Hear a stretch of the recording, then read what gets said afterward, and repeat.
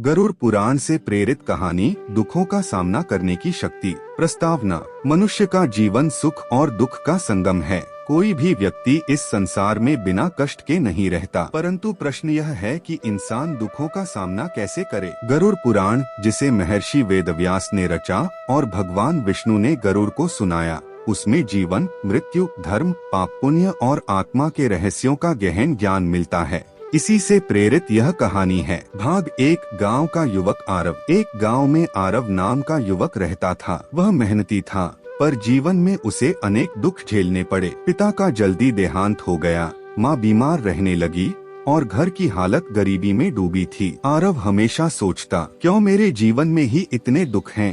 क्या भगवान मुझे भूल गए हैं? वह टूटने लगा, पर तभी गांव के मंदिर में आए एक वृद्ध संत से उसकी भेंट हुई। भाग 2। संत से संवाद। संत ने उसके चेहरे पर निराशा देखी और बोले, बेटा, दुख जीवन का सत्य है, लेकिन दुखों को सहने और उनसे सीख लेने वाला ही महान बनता है। क्या तुम गरुड़ पुराण की शिक्षाएं सुनना चाहोगे? आरव ने सिर हिलाया।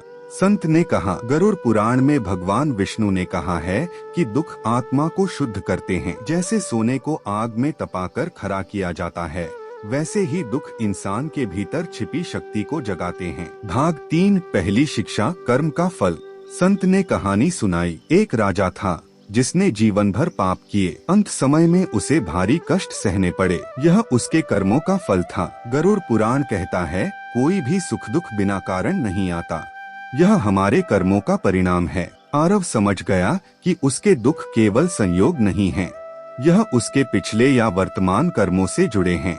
यदि वह अच्छे कर्म करेगा तो आगे का जीवन सुधरेगा। भाग 4। दूसरी शिक्षा, धैर्य और श्रद्धा। संत ने कहा, गरुड़ पुराण सिखाता है कि कठिनाई के समय भगवान का स्मरण ही सहारा है। मृत्यु भी जब आती है तो विष्णु नाम का जप आत्मा को मुक्ति दिलाता है। तो फिर जीवन के छोटे दुखों में धैर्य क्यों न रखें? आरव ने सोचा, यदि मृत्यु जैसी अंतिम घड़ी में भी भगवान का नाम शक्ति देता है, तो मैं अपने वर्तमान दुखों को भी विश्वास और धैर्य से झेल सकता हूँ। राधे राधे। आप लोग कैसे हो? बहुत बहुत धन्यवाद इस वीडियो में जुड़ने के लिए। गरुड़ पुराण के यह कथा कैसे लगे? अच्छा लगे तो चैनल को सब्सक्राइब कर देना। राधे राधे। बहुत बहुत धन्यवाद। चलो कहानी पर वापस आते हैं। भाग 5। तीसरी शिक्षा, सेवा और दान। संत ने आगे कहा, गरुड़ पुराण बताता है कि दुखों से छुटकारा पाने का सर्वोत्तम उपाय है सेवा और दान। जब हम दूसरों के दुख बांटते हैं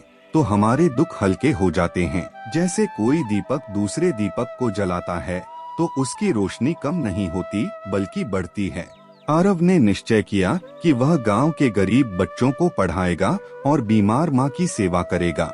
धीरे धीरे उसे भीतर से शांति मिलने लगी। भाग 6। चौथी शिक्षा, मृत्यु का सत्य। एक दिन आरव ने संत से पूछा, मृत्यु का विचार ही मुझे डरा देता है, क्या यही दुख का सबसे बड़ा कारण नहीं है?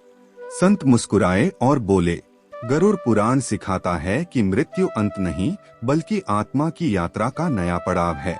जो इसे समझ लेता है वह जीवन में हर दुख का सामना कर सकता है, क्योंकि फिर वह हर कठिनाई को आत्मा की प्रगति का साधन मानता है। आरव ने पहली बार महसूस किया कि जीवन और मृत्यु दोनों को समान भाव से स्वीकारना चाहिए।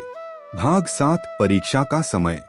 माँ की बीमारी बढ़ गई और कुछ ही दिनों में उनका देहांत हो गया। आरव का हृदय टूट गया, पर इस बार उसने संत की शिक्षाएं याद की। उसने माँ की आत्मा की शांति के लिए दान दिया, गीता का पाठ करवाया और गरुड़ पुराण का श्रवण किया। उसके मन में पीड़ा तो थी, पर भीतर एक नई शक्ति भी थी। वह जान चुका था, माँ का शरीर भले ही चला गया पर आत्मा अमर है। यह केवल यात्रा का पड़ाव है।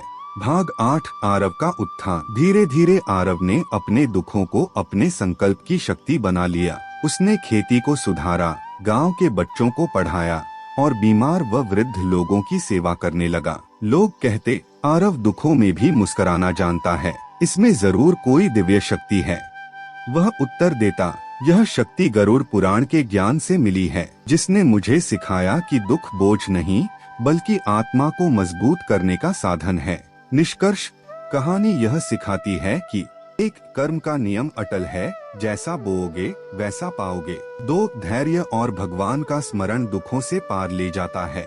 3. सेवा और दान दुखों को हल्का करते हैं। 4. मृत्यु अंत नहीं, आत्मा की नई यात्रा की शुरुआत है। गरुड़ पुराण यही संदेश देता है कि दुख इंसान को तोड़ने नहीं बल्कि उसे और सशक्त बनाने के लिए